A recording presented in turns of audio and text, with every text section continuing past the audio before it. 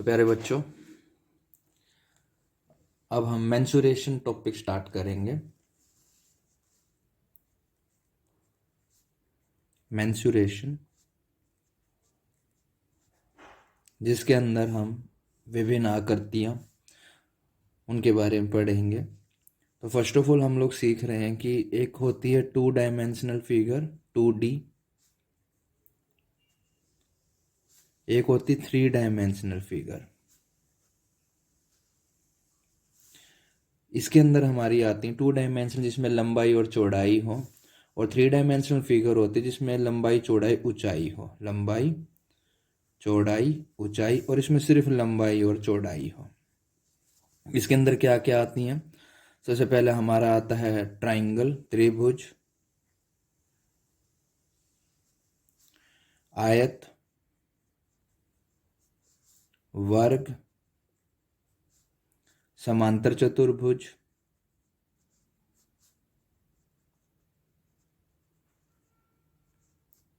Three D के अंदर हमारा क्या आता है?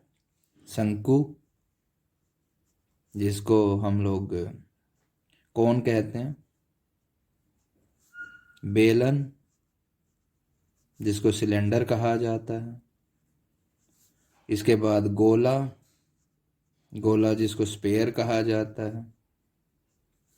इसके साथ साथ हमारा आता है क्यूब, घन जिसको बोला जाता है, क्यूबाइड जिसको घनाभ बोला जाता है। इन सब के बारे में हम पढ़ेंगे। तो एक सीरीज लंबी चलेगी थोड़ी है। तो स्टार्टिंग हम लोग 2 डायमेंशनल फिगर से करेंगे, जिसमें हम त्रिभुज, आयत, इनके बारे में पढ़ेंगे। उससे पहले हम लोग सीखेंगे अभी कि क्षेत्रफल और परिमाप ये क्या होते हैं।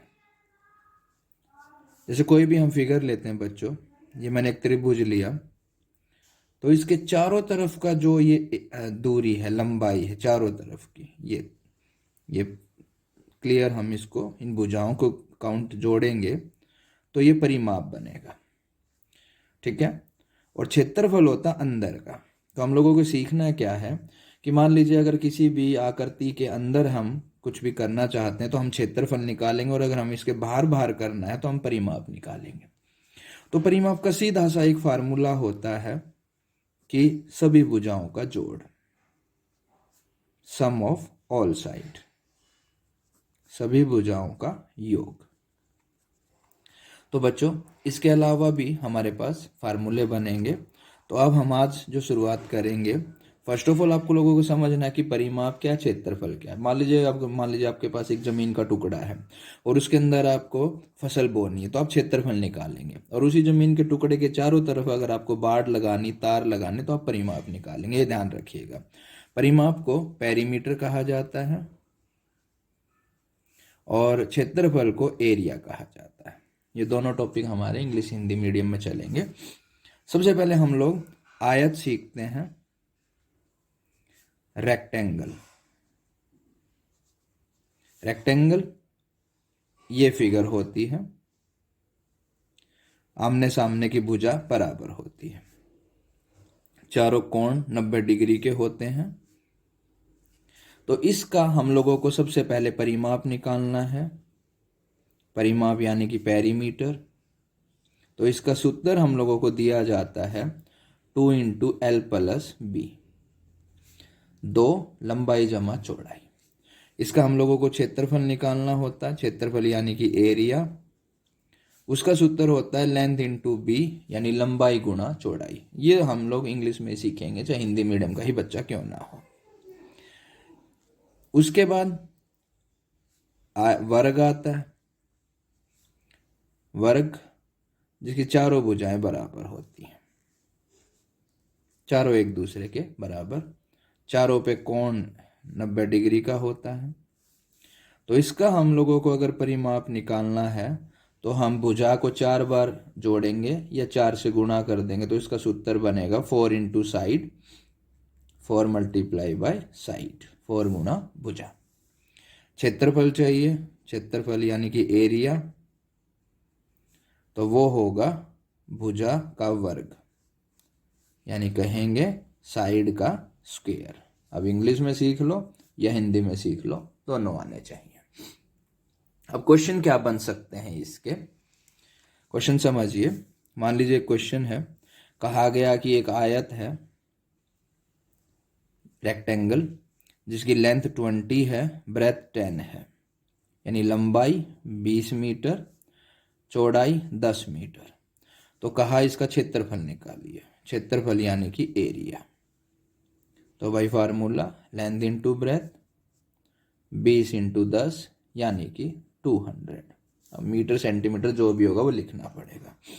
फिर कहा कि भाई मुझे इसके चारों तरफ तार लगाने हैं, और तार लगाने का जो खर्चा है, तार लगाने का खर्चा वो मान लीजिए 5 रुपये पर मीटर या सेंटीमीटर, जो भी, मान लीजिए मीटर में है तो 5 रुपये पर मीटर के हिसाब से आता है। तो टोटल खर्चा बताइए। तो बच्चों हम इसका पहले पेरीमीटर निकालेंगे, परिमाप 2 इंटू एल प्लस बी। तो लंबाई 20, चौड़ाई 10, तो ये हो गया 30, 30 इंटू 2 यानी कि 60 मीटर।